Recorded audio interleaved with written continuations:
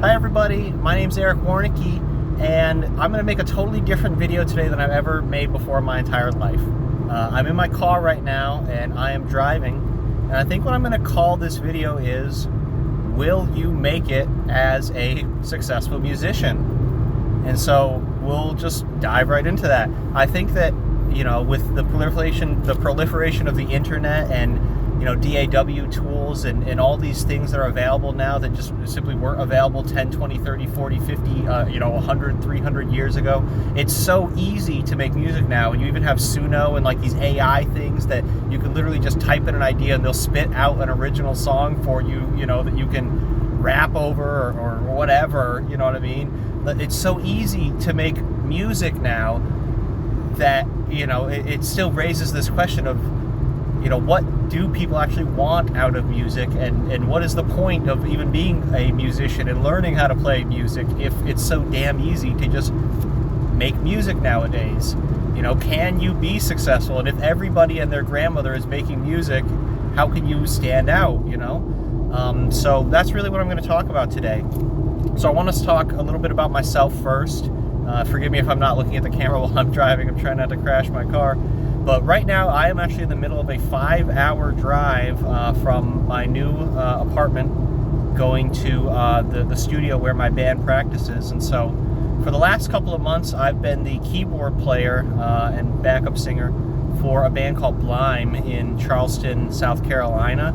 And we're a cover band, and we're starting to work on some originals as well. But, we do top 40, 90s alternative kind of cover songs, 80s cover songs, and that's the kind of stuff that people like to see when they go out and they're at a bar and they're drinking, they want to have fun. But, before this, I've been in a lot of bands. I was in metal bands, I was in pop bands, I was in punk bands, like rock bands, country, folk. I've done every type of music you can imagine, and even a little bit of like hip-hop type stuff, R&B type stuff, funk music. I have played a lot of different types of music with a lot of different people. And have any of my bands ever been successful? And that gets back to the question is will your band be successful? And the honest to God answer to that question is, it depends on your perspective. The truth is, I feel that I have been successful because I've achieved every goal in music that I've ever wanted to achieve. So let me go back to the very beginning. When I was around 4 years old, my grandmother Florence, rest in peace, who I love very much, was in the army, and she was stationed after the Korean War. She was stationed in Germany, and she bought a harmonica in Germany, a Hohner harmonica, and brought it back to the United States in the 80s. And so when I was born in 1987, when I was around 4 years old, so around the year 1990 or 1991 or so, she gave that harmonica to me.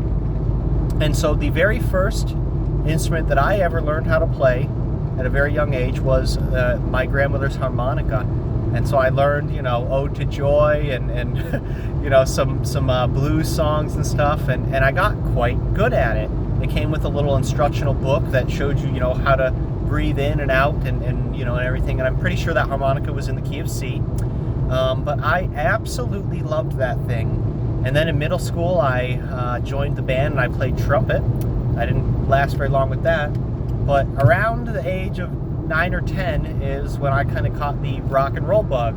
I was freakishly obsessed with the Beatles, with Black Sabbath, and a lot of the other records that my dad had, even Aerosmith. I was a big Aerosmith kid.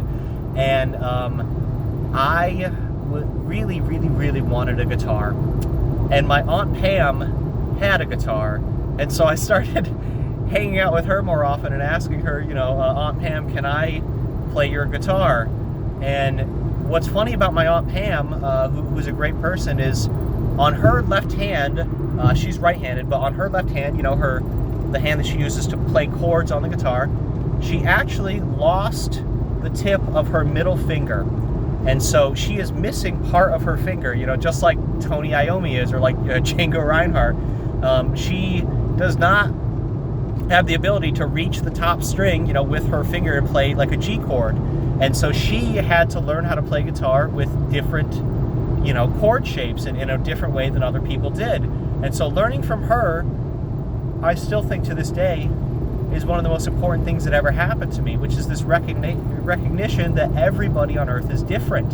And everybody has different goals, everybody has different obstacles, and everybody has different challenges that they have to overcome. But I asked her if I could please borrow her acoustic guitar, which is a beautiful, beautiful guitar that was worth thousands of dollars, and it's probably, you know, would be worth even more today. I'm sure she still has it, but she was nice enough to let this 10-year-old kid borrow her guitar, and of course I respected the guitar, nothing happened with it, and I played the thing constantly. But about 6 months or a year later, my dad bought me a Squier electric guitar, and I gave her guitar back in perfect condition, which I'm sure she was very thankful for. But I played that guitar constantly from age 10, you know, until about 12 or 13 when I started my first punk band.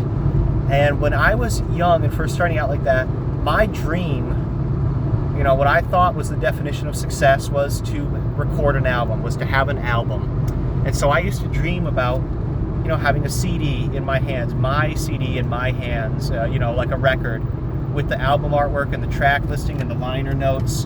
To me, that was the definition of success.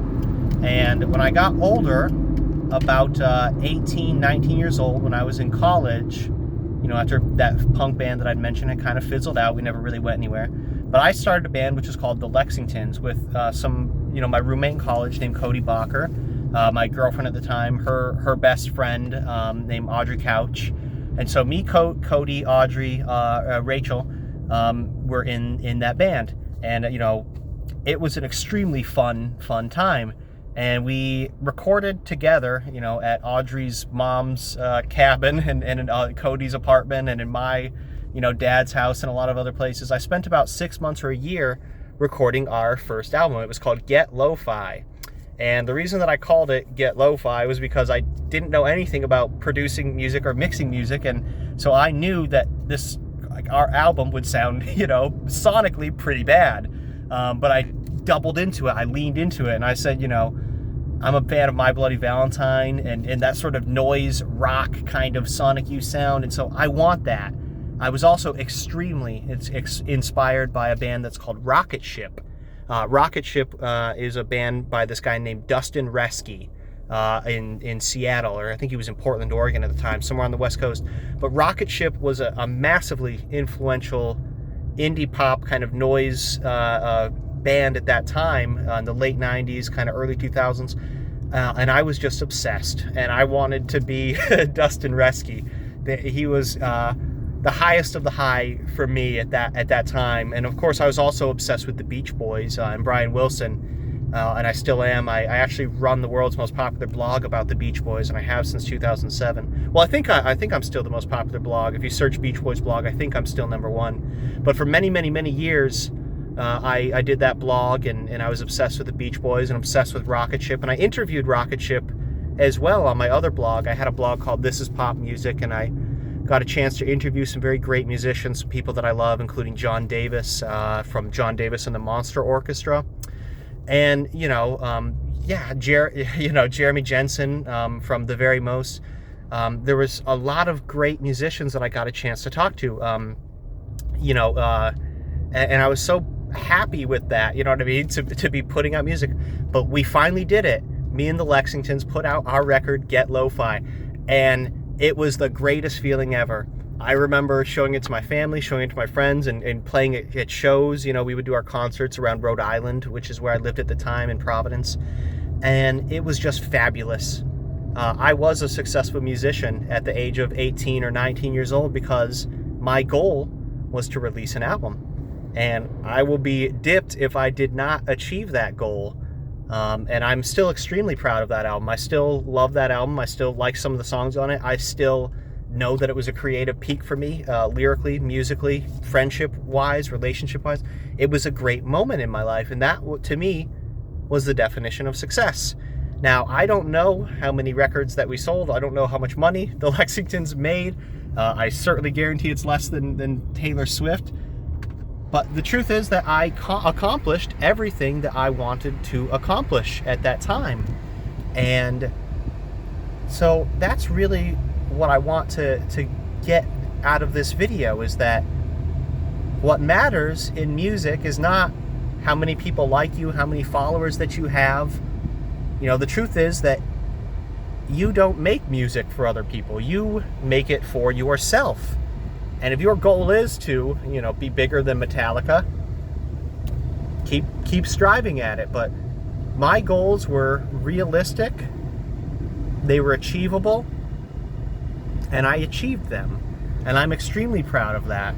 And to this day, my goal still is to make an album, and I made more albums after that. You know, you can look them up. The Lexingtons had a double album, which was called Choose Choice. And, you know, later on I had another band called Bird and Beast, and we had a self-titled EP that was called Bird and Beast. I'm extremely proud of that as well. And Blime is also in the process of finishing up our original music and recording that as well, and, you know, that will come out as well. But really, what I want to say is that music is what you make of it, and you do it for yourself. You know, if you're going out there and trying to please people, trying to please a record label, trying to please a Spotify listening audience, a YouTube audience, whatever it might be, you are making a mistake. The truth is that if you're not happy with your music, when you make something for somebody else, it's going to be absolute dog water.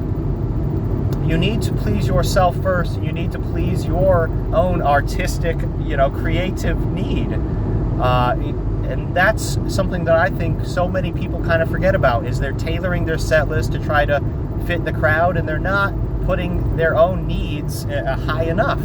You know, you are the person that steers your car, that holds the steering wheel of your car and of your music career.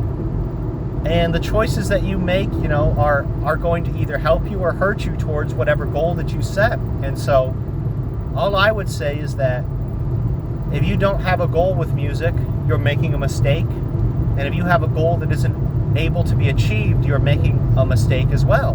You know, you can make more goals after you achieve them, but set yourself realistic goals and go out and make it happen. Whether that's making an album, you know, whether that's making $1,000, whether that's selling 100 records, whether that's getting on a playlist, you know what I mean? Whether that's opening for a certain band, you know what I mean? All of these things are achievable. Everything is achievable. And so that's all I really want to say about whether you can be successful or not. The answer is yes, you can be successful, but it's up to you to determine what success looks like.